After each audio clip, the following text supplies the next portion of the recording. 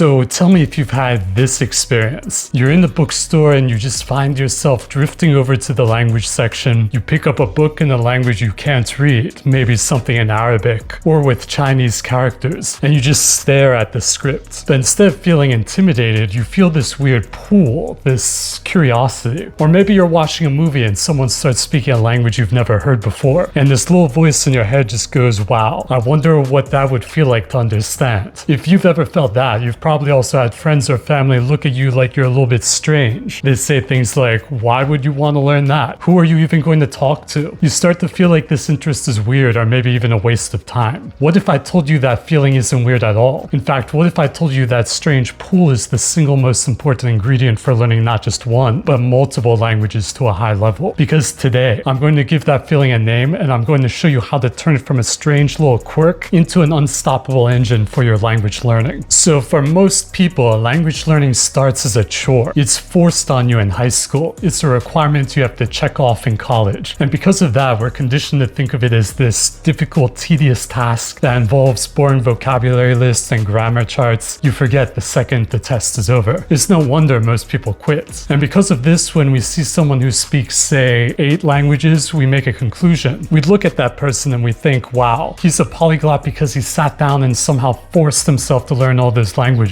We see the languages as the cause and the person is the result. We think the mountain of work is what created the polyglot. But the truth is, we have had this entire equation completely and totally backwards. And discovering this is the key. Here's the big secret. The languages are not what make you a polyglot. The languages you learn are the expression of your polyglottery. Think about it like this. A great artist doesn't become an artist the day they finish a masterpiece. They paint the masterpiece because deep down, they are an artist. The painting is just the expression of that inner identity. A runner doesn't become a runner only when they cross the finish line of a marathon. They run the marathon because on some fundamental level, they already are a runner. And it's the exact same for us. You don't learn 8 languages and then suddenly become a polyglot. You learn the languages because deep down, there's already the engine of a polyglot inside you, pushing you forward. Professor Arguelles calls this engine polyitis. And no, despite the itis at the end, it's not a sickness. It's not an injury. It's something powerful, healthy, and awesome. Polyitis is that innate desire, that personality trait, that scholarly pull we feel towards languages. It's that drive to know more, to do more, and to connect with the world in a way other people don't even think about. I know this is true because I live it every single day. I study 8 languages, not because I have to, but because my polyitis engine is fired up and I genuinely want to. It feels like play to me. And if this is true, that this desire is the engine, then our primary job as language learners is not just to grind away at flashcards. Our most important job is to take care of this engine, to keep it fueled, to keep it healthy, and to keep it happy. Because if the engine is running smoothly, the journey is fun and the progress is inevitable. But if the engine sputters and stalls from frustration and burnout, you're not going to go anywhere. Okay, so what do we do about this? How do we actually nurture our polyitis and turn it into this powerful, consistent force? Basically, there are 3 things you can start doing right now. First, and this is so important, you have to acknowledge it and own it. That feeling is real. It's not weird. You're not alone. The fact that you're even watching a video like this proves that you have it. So give yourself permission. Lean into it. This desire is a noble, scholarly trait that deserves to be cultivated. Stop apologizing for it and start seeing it as your unique strength. Second, you have to feed the engine with constant small wins. This engine thrives on the feeling of progress, not giant, overwhelming leaps, but small, daily, incremental wins. This is where so many people get wrong and burn out. They tell themselves, okay, starting Monday, I'm studying Japanese for 3 hours every day. And by Wednesday, they're exhausted, they've missed the day, and the whole plan collapses. Their engine floods and stalls. Instead, you need to think smaller. Can I do 15 minutes today? Can I learn just one new word using a mnemonic? Can I do one more sentence in my Asumil book than yesterday? This feeling of, wow, last week I couldn't do this and now I can, is the highest octane fuel for your polyitis. It keeps the momentum going. It's why I'm such a firm believer in making language learning a daily habit, even if it's just for a few minutes. And third, you have to reframe work as play. This is my secret weapon. To me, sitting down with the language textbook isn't a chore. It's awesome. It's a game. It's like opening up a puzzle box. You see, if you can mentally recast the task from something you have to do into something you get to do, you will never run out of energy. Your study time becomes your reward time. You'll actually look forward to it. Okay, so this all sounds great, great, but what happens when you get stuck? We've all been there. You're on the dreaded intermediate plateau. You're putting in the time, but you don't feel like you're making progress. This is where a healthy, conscious relationship with your polyitis becomes your ultimate hack. Instead of letting the plateau kill your motivation, you can let your polyitis guide you around it. Here's the internal monologue of someone whose engine has stalled. Ugh, this is impossible. I'm just not getting it. I must be bad at languages. I should just quit. It's a dead end. But here's the monologue of someone with a healthy, roaring polyitis engine. Okay, the way I'm studying right now is not producing results, but my desire to learn this language is still super strong. Therefore, my method must be the problem, not my goal. This plateau is just a sign that I need to get creative. I need to experiment, to look for a new hack, to try a different approach that does work. Do you see that massive difference? A strong sense of polyitis turns a wall into a detour. It transforms a moment of failure into a reason to innovate. It's the voice that says, don't quit, get nerdy, find a better way. It's what drove me to explore mnemonics, to build my own Anki decks, and to figure out the systems that I teach here. My desire was stronger than my frustration. So that pull you feel towards languages, that's not just some passing interest. That is your engine. It's the core of your potential, and your job is to recognize it, respect it, and keep it running. If you can do that, if you can learn the work